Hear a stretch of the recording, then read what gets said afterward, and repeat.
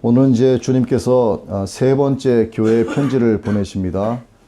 첫 번째 교회가 어디였죠?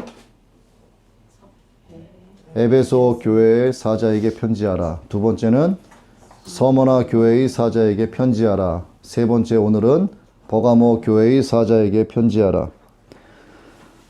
오늘도 이제 버가모가 어떤 곳인가에 대한 시대적 배경, 또 환경적 상황, 또 그 환경에 그런 상황에 처해진 버가모 교회를 알아야지만 하나님께 주님께서 왜 이러한 말씀을 하셨는가를 좀 쉽게 알 수가 있습니다. 버가모는 이중결혼이다 하는 뜻을 갖고 있어요. 버가모라는 말이 이 버가모의 헬라어가 페르가모. 이 페르가모는 두 개의 단어로 합성되어 있는데 페르하고 가모라고 하는 단어로 합성되어 있습니다. 페르는 이중적이다 하는 뜻이고 가모는 결혼이다 하는 뜻이에요. 그래서 이중결혼이다. 이것은 영적으로 보면 세상과의 합일치를 얘기하는 거죠. 서머나도 황제 숭배가 만연했던 도시인데 서머나가 황제 숭배의 씨를 뿌리고 싹을 낸 도시다 라고 한다면 이 버가모는 황제 숭배의 꽃을 피운 곳이에요. 그러니까 서머나보다 더한 곳이죠, 이곳이. 이 버가모는 그 서머나, 이즈미르라고 했었죠. 서머나에서 북쪽으로 약 80km 정도 되는 지점에 위치하고 있었고 에게해로부터 약 24km 안쪽의 내륙에 지어진 도시였습니다. 독특한 것은 이 도시가 어떤 평지에 이렇게 있었던 것이 아니고 약 한 390m 정도의 산 위에 지어진 어떤 천연 요새와 같은 그런 도시 모양을 하고 있었어요. 그리고 그 버가모라고 하는 도시 계획 자체가 워낙 출중해서 이 소아시아에서도 가장 헬라적인 도시다. 헬라적인 문화를 품고 있는 도시다. 이렇게 알려지게 된 도시였습니다. 그러다 보니 여기에 이제 로마 총독부가 생기게 된 거예요. 로마 총독부가 생기게 되다 보니까 정치의 중심지가 되고 정치가 있다 보니까 권력의 중심지가 되는 건 당연했었죠. 그러다 보니 황제 숭배의 본거지가 된 것은 두말할 나위가 없는 거였습니다. 그 우상 숭배가 얼마나 성행을 했던지 뭐 제우스다, 아테네다, 디오니소스다, 아클레피우스다 하는 등등의 신전들이 즐비하게 버가모 도시에 놓여져 있게 됐습니다. 특히 이제 뱀을 신으로 섬기는 그 아스클레피우스라고 하는 신전이 있는데 이 아스클레피우스라고 하는 이 사람이 맞는 신이죠. 이 신이 병을 고치는 기적을 일으킨다 해서 온갖 사방에서 병든 자들이 이 아스클레피우스 신전으로 모여들기 시작을 한 거예요. 성경은 이 뱀이라고 하는 것을 사탄의 상징이다 이렇게 여기고 있죠. 그래서 주님은 13절에서 버가모 교회가 있는 장소가 바로 사탄이 자리를 깔고 있는 곳이다. 사탄의 회다. 이제 이렇게 말씀을 하신 거죠. 네가 어디에 사는 것을 내가 아노니 거기는 사탄의 권자가 있는 데라. 이렇게 말씀하셨습니다. 사탄의 권자 정도 되니까 사람들이 거기에 모여든 사람들이 속속히 우상 숭배에 빠져드는 것은 시간 문제였었죠. 이렇게 타락한 도시에 세워진 버가모 교회에 주님께서 어떻게 나타나셨냐면 좌우에 날선 검을 가지고 나타나신 거예요. 이 정도 되니까. 날선 검을 가지고 나타나셨다. 이건 이제 주님께서 싸우겠다 하는 어떤 주님의 의지를 표명한 말씀이라고 할 수 있습니다. 그래서 16절에서 주님이 하신 말씀을 조금 풀어서 말씀을 드리면 회개하지 않으면 내가 속히 가서 내 입의 검으로 회개하지 않는 그들과 싸우겠다 하는 그 내용이에요. 자, 여기서 검은 뭘 말하냐면 진리를 얘기합니다. 버가모 교회에 이렇게 주님이 편지를 보내신 것은 버가모 교회가 진리를 잃어버렸다는 뜻이 된 거예요. 버가모 교회뿐이겠습니다. 우리도 또 이 땅의 열방의 모든 교회들도 진리의 말씀, 이 기독교의 본질에서 벗어나게 되면은 주님은 검을 갖고 나타나시는 겁니다. 좌우의 낯선 진리의 검으로 교회를 징계하시고 책망하시는 거예요. 그래도 다행인 것은 주님께서 검을 갖고 나타나리라 하신 그 말씀을 듣는 게 복된 겁니다. 그 말씀조차 하지 않고 그냥 내려쳐버리면은 회개할 기회조차 잃어버리게 되는 거죠. 그래서 하나님께서 우리에게 회개할 수 있는 기회를 주신 것이다. 이것이 바로 축복이라는 것이죠. 자, 이 버가모 이곳에는 로마 황제 도미시아누스의 신전과 함께 또 붉은색으로 지어진 사탄의 권자로, 진짜 사탄의 권자로 추정되는 하드리아누스라는 신전이 있었어요. 이 하드리아누스 신전 밑으로 셀리누스 강이 흐르도록 설계되어 있는 참 독특한 신전입니다.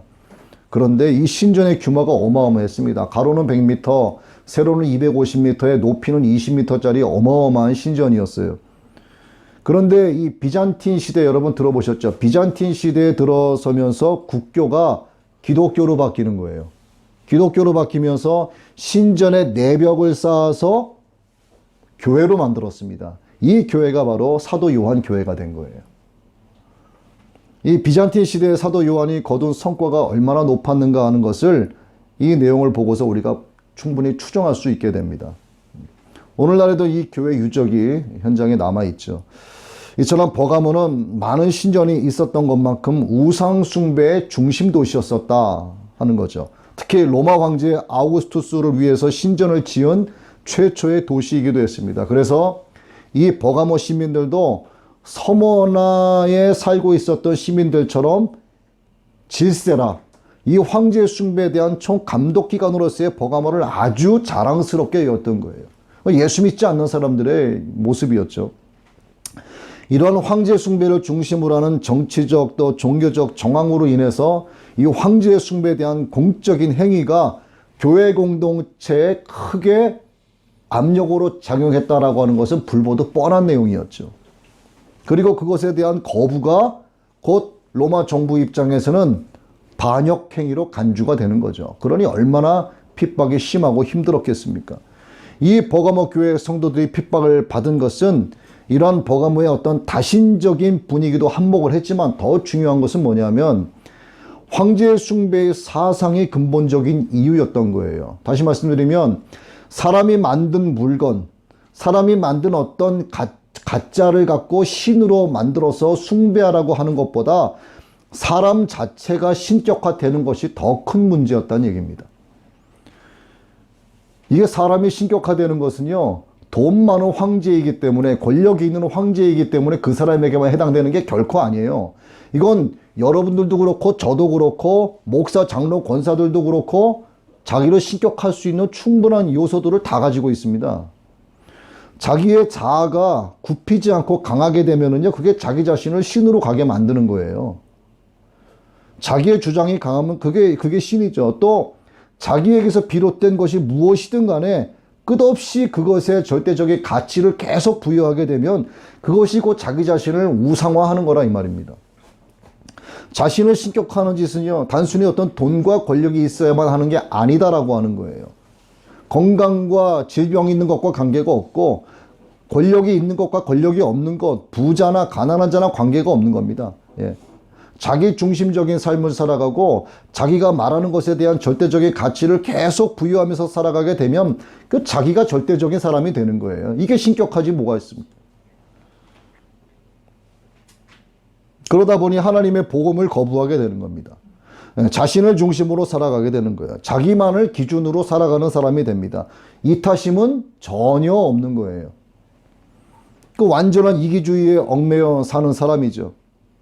다시 말씀드리지만 이것은 글쎄 뭐 아이들은 모르겠습니다만 뭐 돈이 있다 없다, 뭐 가난한 자다, 병든 자다, 건강한 자다 전혀 관계가 없습니다. 그러니까 우리가 항상 이것을 염두하면서 살아야 됩니다. 오늘 주님께서 이 버가모 교회 사자에게 비전하신 그 편지를 통해서 우리가 오늘 교훈받아야 될 것은 나를 신격화하는 것, 또 나를 우상화한 적이 있지는 않은지 돌아보는 그런 시간도 가져야 될 줄로 압니다. 이 말씀을 생각하시면서 여러분 13절의 말씀을 한번 같이 읽어보죠. 내가 어디에 사는지를 내가 아노니 거기는 사탄의 권자가 있는 데라. 내가 내 이름을 굳게 잡아서 내 충성된 증인 안디바가 너희 가운데 그 사탄이 사는 곳에서 죽임을 당할 때에도 나를 믿는 믿음을 저버리지 아니하였도다. 이 버가모 교회에는 믿음을 끝까지 지키다가 순교한 안디바라 하는 사람도 있었습니다. 주님께서 기뻐하시죠. 반면에 발람과 니골라당의 그릇된 교훈에 빠진 사람들도 많이 있었어요. 오죽하면 주님께서 진리의 검을 가지고 날선 검을 가지고 가시겠다 이런 말씀하셨겠습니까? 버가모 교회 편지를 보내신 주님은 좌우의 날선 검을 가지고 나타나셨는데 이게 심판하시겠다라는 거예요. 좌우의 날선 검의 원뜻이 선악과 정사를 다스리는 두 가지의 권위를 가리키는 겁니다. 선악과 정사를 가리키는 두 가지. 이 칼은요, 여러분, 버가모의 상징이 바로 칼이었어요, 칼. 이 버가모가 상징하는 이 칼은요, 어떤 힘과 버가모의 정의와 버가모 나름대로 자기네들이 생각하는 어떤 자긍심을 상징하고 있었습니다. 또 이 칼이라고 하는 것은 어떤 심판권, 또 사형권을 가진 권력, 이것을 상징해서 버가모는 칼을 상징으로 했었어요. 그곳에 주님께서 칼을 갖고 나타나시겠다 그런 겁니다. 로마의 총독은 두 부류가 있었어요. 총독은 하나는 이우스 글라디라고 하는 검 이름이 이우스 글라디예요. 이우스 글라디라고 하는 검을 사용할 수 있는 권리를 갖고 있는 총독이 있었고, 또한 총독은 이우스 글라디라고 하는 검을 사용할 수 없는 그런 총독이 있었어요. 이 검 사용권을 가진 총독은 생사권을 가지고 있었습니다. 그러니까 사형 집행을 할 수 있는 거예요. 버가모 총독에게 바로 그러한 권한이 있었습니다. 이 버가모의 상징이 칼이었던 것은 로마로부터 재판권을 위임받은 거예요. 사형 집행권을 총독이 위임받았기 때문이죠. 그런데 여기에 주님께서 양쪽에 날선 검을 갖고 계신 분으로 나타나셨다. 이게 굉장히 의미하는 바가 큰 겁니다. 교회를 핍박하는 세상의 권력, 그러니까 사탄의 권력 위에 강하고 크신 주님의 권능이 있다라고 하는 것을 말씀하는 거예요. 사탄의 힘이 이 지구상에서, 이 땅에서 아무리 커봐야 그건 사탄 수준에 불과한 거지 주님의 수준을 따라오지 못하는 겁니다. 아무리 이 땅의 권력의 칼을 휘둘러도 주님께서 성령의 검으로 휘두르면은 아무리 사탄 대마왕이라 하더라도 뭐 별 도리가 없는 겁니다. 그렇게 검을 갖고 나타나신 주님께서 처음 하신 말씀은 버가모 교회를 향한 칭찬이었죠. 우선은 칭찬을 하십니다. 증인 안디바가 사단에 거하는 곳에서 죽임을 당했음에도 불구하고 나를 믿는 믿음으로 저버리지 않았다. 그 믿음을 지켰다 하는 칭찬으로 시작을 하시죠. 여러분, 이 안디바의 이름을 한번 생각을 해봐야 되는데, 안디바의 이름은 반대하다의 뜻을 가진 안티, 여러분 안티 세력 이런 거 들어보셨죠? 안티 댓글 이런 거 들어보셨잖아요. 예. 이 반대하다의 뜻을 가진 안티, 그리고 모든의 뜻을 가진 파스의 합성어의 안티파스예요. 이 안티파스인데, 즉 모든 것에 대해서 대적하겠다가 됩니다. 일부 몇 개가 아니라 모든 것에 대해서 배척하고 대적하겠다. 무엇을? 세상에 대해서만큼은. 내 믿음을 지키기 위해서 내 믿음을 뒤흔드는 세상의 모든 것에 대해서 나는 타협하지 않겠다. 배척하겠다. 내 믿음을 완전하게 고수해 가겠다라고 하는 이름이 바로 안디바의 뜻입니다.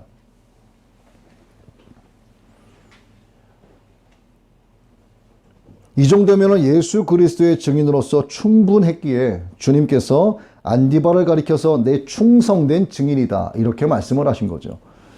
실제 안디바는 도미티아누스 통치 때 황제를 거부하다가 정말 불에 시뻘겋게 달군 노세 황소 위에 올려져서, 여러분 우리가 고기 구워 먹잖아요. 시뻘건 피 묻은 고기 이렇게 구워 먹지 않습니까? 그렇게 구워진 거예요. 그렇게 죽었습니다. 이게 옥스퍼스 성경 원어 대전에 나와 있는 내용입니다. 예수님이 아버지 하나님께 충성된 증인으로 온몸이 갈기갈기 찢겨지셔가지고 물과 피를 다 흘려서 십자가에서 죽으셨다면, 안디바는 예수님을 위해서 벌겋게 달구어진 그 철제로 만들어진 노쇠 황소 위에 얹혀져서 거기서 타 죽은 겁니다. 안디바뿐만이겠습니까? 당시에 거의 모든 제자들이 그랬고 거의 모든 성도들이 그 굶주림으로 으르렁거리고 있는 그 짐승들의 밥이 돼서 순교했죠. 지금은 사실 그때 비하면 정말 우리가 편안하게 신앙생활하고 있는 겁니다. 그래서 이렇게 편안하게 신앙생활하는 가운데서도 특별히 하나님은 그의 사랑하는 자녀들에게는 고난을 주시는 거예요. 그 고난을 통해서 더욱 큰 유익을 하나님이 약속하시기 때문에 그렇습니다. 하나님께서 쓸데없이 고난 주시는 게 아니에요. 쓸데없이 내 몸에 질병을, 쓸데없이 나를 가난하게, 쓸데없이 나를 궁핍하게, 쓸데없이 억압당하게 안 하시는 겁니다. 그가 항상 하나님의 얼굴을 구하고 하나님의 지혜를 구하고 하나님의 계획하심 아래 내가 살아있다. 나는 하나님으로부터 지어진 존재다. 나는 피조물이다. 나의 창조주 하나님을 찬양하는 사람. 그렇게 찬양한다고 해서 그에게 언제나 하나님이 평강의 길을 예비하시고 또 항상 부유하게 하시고 마음 편안하게 살도록 내버려 두시는 분이 아닙니다. 그에게 고난을 주시는 이유가 있는 거예요. 그만한 유익이 돌아가기 때문에 주시는 겁니다. 그러니까 여러분 살면서 당하시는 고난 큰 줄 제가 압니다만 여러분 입에서 절대로 이것을 불평불만해서는 안 된다는 거죠. 보통 죽음의 환경에 처하게 되면 도망친다, 또는 동화되거나 어떤 배반하거나 또 그런 권력 앞에서 칼 앞에서 굴복하거나 하는 행동들을 보이죠. 그런데 우리 안디바가 끝까지 충성을 했고 순교했습니다. 정말 버가모 교회의 모범적인 믿음이었었죠. 우리 지금 아둘람 복음 공동체 이 교회가 버가모의 상황이었다. 그러면 우리 가운데 과연 안디바처럼 뻘겋게 달군 노쇠 위에 타 죽으면서까지 믿음을 지킬 사람이 누가 있을까 한번 생각을 해봐요. 여러분 모두가 그런 분이 되셔야 됩니다. 정말 그러한 고통은 잠깐이지만 그 고통이 지나고 나면 새하늘과 새 땅에서 영원토록 주님과 여러분 스스로 상상하십시오. 그것을. 그러기 위해서는 우리가 성경에 반하는 것, 내 믿음을 뒤흔드는 세상 것에 대해서 어떤 것도 일제 타협해서는 안 된다 하는 거예요.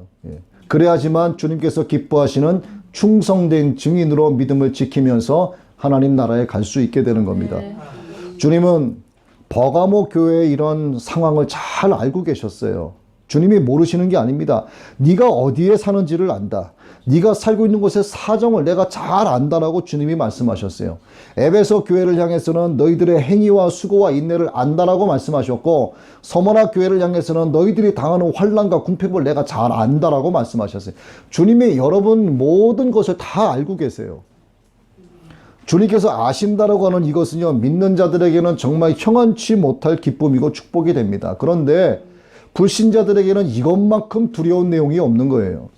믿는 자들에게 있어서 주님께서 너를 안다라고 하시는 말씀은 그게 곧 우리의 소망이 되기 때문에 기쁨이 되는 거고, 불신자들에게 있어서 주님께서 너를 안다라고 하시는 말씀은 그야말로 그게 절망이 되기 때문에 그런 거예요. 믿는 자들에게는 구세주가 되시기 때문이고 불신자들에게는 심판주가 되시기 때문에 그렇습니다. 그래서 우리는 소망 가운데 살아야 되는 거예요. 그래서 환난도 그렇고 핍박도 그렇고 주어진 고난도 그렇고 두려워할 것도 없고 겁내할 것도 전혀 없다는 겁니다. 이 세상에 조금 가난하게 살아도요, 이 세상에서 우리가 조금 건강하지 못한 몸으로 살아도 이건 잠시뿐입니다. 영원히 살아갈 그 모습이 아주 강건한 모습이고요. 궁핍함도 없을 것이고 눈물도 없고요. 슬픔도 없고 그저 날마다 찬송하면서 기뻐하면서 살아가게 될 것이 틀림없기 때문에 하나님이 우리에게 약속하셨기 때문에 약속을 이루시는 하나님을 향한 믿음만 있다면 그 믿음 자체가 소망이 되는 것이고, 여러분들이 간절히 바라고 원하는 그 믿음의 실상이 여러분의 믿음으로 말미암아 이루어지기 때문에 겁날 것도 없고 두려워할 것도 없다는 거죠. 구약 성경에 기록되어 있죠. 사나운 맹수들과 어린아이들이 함께 뒹굴고 독사골에 손을 넣고 장난치며 뛰어논다. 그런 새하늘과 새 땅에서 그저 맛만 보다 끝나는 것이 아니라 이것이 영원히 지속된다 이겁니다. 지금 우리가 육신의 몸으로 조금 아프고 남들만큼 돈 걱정하지 않고 살아가지는 못해도 하나님은 이러한 모든 것들로 인해서 우리로 하여금 기도의 제목을 삼게 하시고 기도를 통해서 하나님의 능력을 우리에게 보여주시기 위해서 우리로 하여금 그러한 유익을 준비해 주시기 위한 고난을 주신 거라 이 말이죠. 그래서 그 기도를 통해서 우리는 기도함으로 주님의 음성을 듣게 되는 것이고, 기도를 통해서 하나님의 영으로 우리를 충만하게 해주시는 것이고, 그렇기 때문에 두려워하지도 말고 놀라지도 말라라고 말씀하시는 겁니다. 이것이 주님께서 내가 너를 안다라고 하시는 것에 대한 성도들의 구체적인 소망이 되는 이유인 거예요. 조금 전에 말씀드린 대로 편안하게 신앙생활하는 가운데서도 특별히 하나님이 사랑하시는 자들에게 주시는 고난의 이유이기도 합니다. 그러나 그 버가모 교회에도 발람의 교훈을 지키는 자들, 또 니골라당의 어떤 그릇된 교훈을 따르고 있는 사람들이 많이 있었죠. 그래서 좌우의 날선 입의 검으로 심판을 받고야 말리라 하는 경고를 하시는 겁니다. 발람의 길에 대해서는 민수기 25장에서 25장에 나오는 내용인데 많은 부분을 차지하고 있는 거예요. 이건 매우 중요한 겁니다. 세상의 유익을 따라가서는 안 된다라는 거예요. 발람은 점치는 일을 하는 사람이었습니다. 그런데 하나님의 영이 임한 사람이었죠. 그런데 그 대가를 바라고 발락을 쫓아가게 되는 겁니다. 하나님은 발람이 발락을 쫓아가는 것을 기뻐하지 않으셨어요. 이에 대한 여러 증거가 성경에 나오는데도 불구하고 결국 발람은 발락의 있는 곳으로 가게 됩니다. 결국은 발람의 일로 인해서 이스라엘이 시딤이라는 곳에 머물게 되고, 그곳에서 모압의 딸들과 음행을 하게 되고 바알부올과 연합하게 되는 거예요. 이 일로 인해서 하나님의 맹렬한 진노를 받게 되는 겁니다. 이걸로 죽은 이스라엘 사람들이요 24,000명에 이르렀어요. 여러분, 숫자이기 때문에 놀라지도 않는 것 같은데 24,000명. 결국 발람도 31장 8절에서 죽임을 당하게 되죠.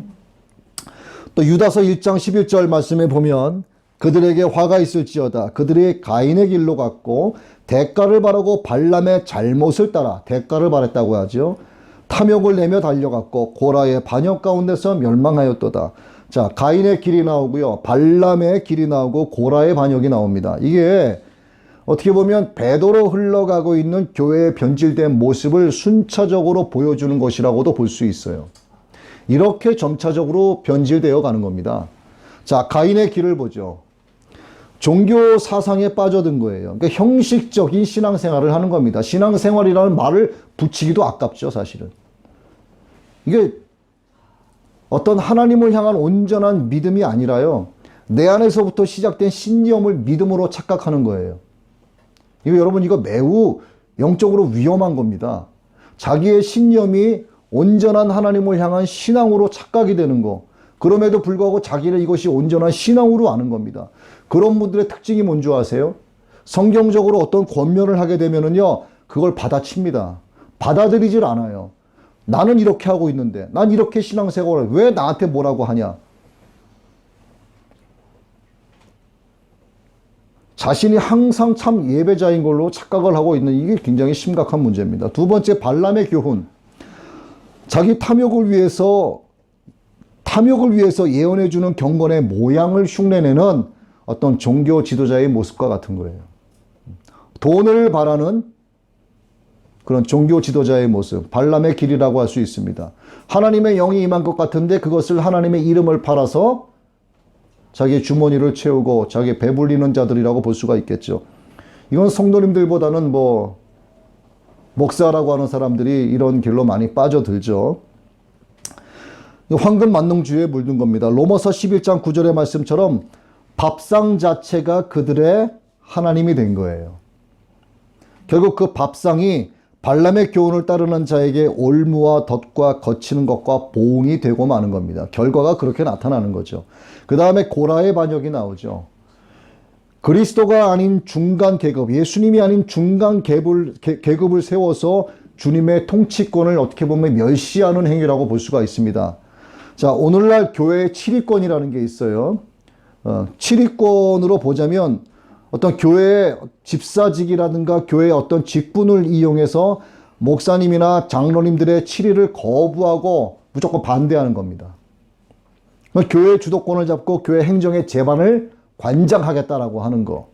이것이 거룩한 의지고 정말 하나님 보시기에 올바로 된 것이라면 관계가 없지만 치리권 자체에 대해서 그냥 거부감을 갖는 그런 사람들도 사실은 우리는 좀 작으니까 그런 게 없지만 큰 교회는요, 이것이 상당히 많습니다. 교회 행정이라든가 어떤 교회 재정이라든가 교회 치리에 대한 거에 혹시라도 관여가 돼 보신 분들은 아실지 모르겠지만 이런 것들이 큰 교회는 이런 문제로 자리 잡는 경우들이 다반사가 있는, 그래서 그것 때문에 분열이 생기고 파당이 지어지고 갈라져 나가게 되는 그런 경우가 자꾸 생기는 거예요. 본문 2장 14절은 발람이 발락을 가르쳐서 이스라엘 자손 앞에 걸림돌을 놓게 했다 그랬습니다. 우상의 재물을 그래서 먹게 했고 그래서 행음하게 했다, 이렇게 기록을 하고 있어요. 행음이라고 하는 것은 문자적인 의미가 있고 또 은유적인 의미가 있겠죠. 이스라엘 백성들은 민수기 25장에서 모압 여인들과 음행을 했을 뿐만 아니라 그의 신들과도 영적인 음행을 했다. 그런 짓을 결국은 저지르게 되는 거예요. 이게 그들만 해당이 되겠습니까?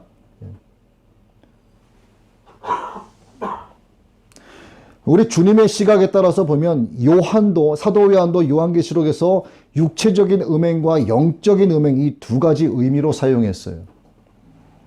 이것이 발람의 길에서 반면교사 삼아야 하는 우리가 배워야 할 교훈이 되는 겁니다. 이 버가모 교회는 충성된 증인 안디바의 순교가 있는 반면에 이 우상에 대한 행음에 유혹되어서 발람의 교훈을 지키는 자들이 있었다라고 하는 거예요. 이어서 니골라당의 교훈을 지키는 자들이 있다라고 2장 15절에서도 말씀하시죠. 니골라당은 요한복음과 요한계시록을 불신합니다. 놀랍죠? 요한복음과 요한계시록을 불신해요. 음식에 매우 방종했고요. 아주 불결한 생활을 했습니다. 호색에 몰두한 반도덕주의자들이었어요. 또 기독교를 어떤 헬라의 철학 사상으로 옷 입힌 겁니다. 그러니까 소위 말해 종교 혼합주의자들인 거예요. 헬라 철학의 양대 산맥이 에피쿠로스 학파가 있고 스토아 학파가 있어요. 이 에피쿠로스 학파는 쾌락주의자들, 또 타협주의자들이었습니다.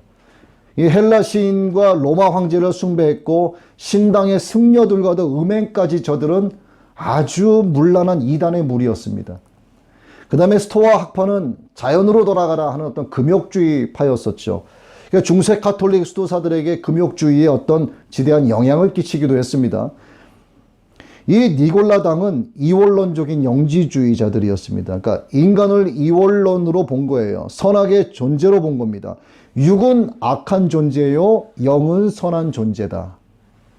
그래서 육으로 죄를 범하고 쾌락의 짓을 하는 것은 괜찮다라고 본 겁니다. 그 영을 선하게 뵀기 때문에 육으로는 무슨 죄를 지어도 구원받는 데는 지장이 없다. 이게 어떤 이단이 생각나시죠? 네? 무질서, 무적죄, 방종주의자들인데 이게 이단 구원파가 이런 니골라당의 교훈을 따른 성격을 띠고 있는 거예요. 한 번 구원받았으니 괜찮다 이거죠. 이런 자들을 향해서 주님이 하신 말씀이 그러므로 회개하라예요.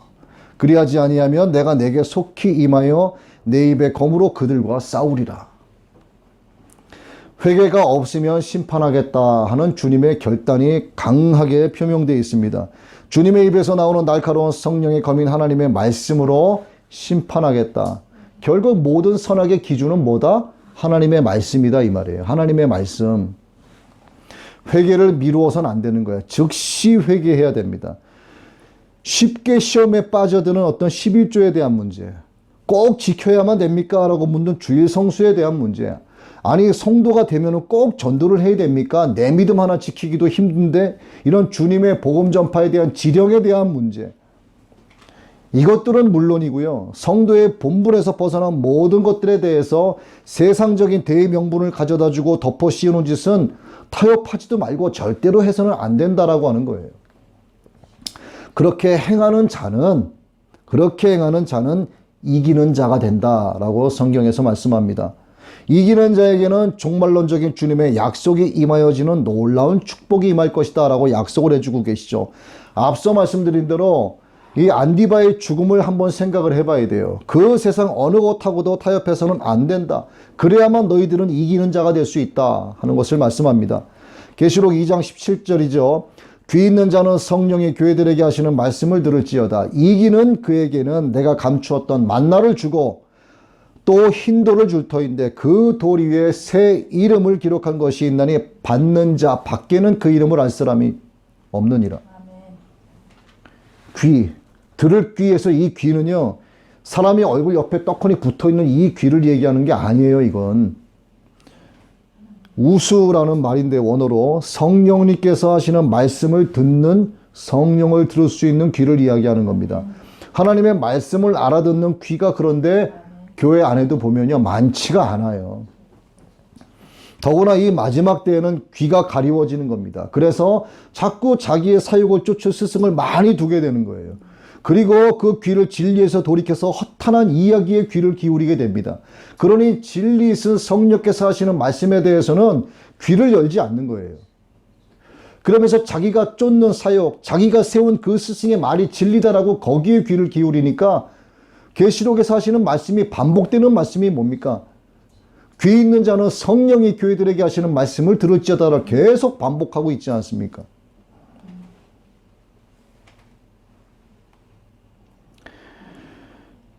여러분들은 이 말씀이 들리고 계시는지는 지금 모르겠어요.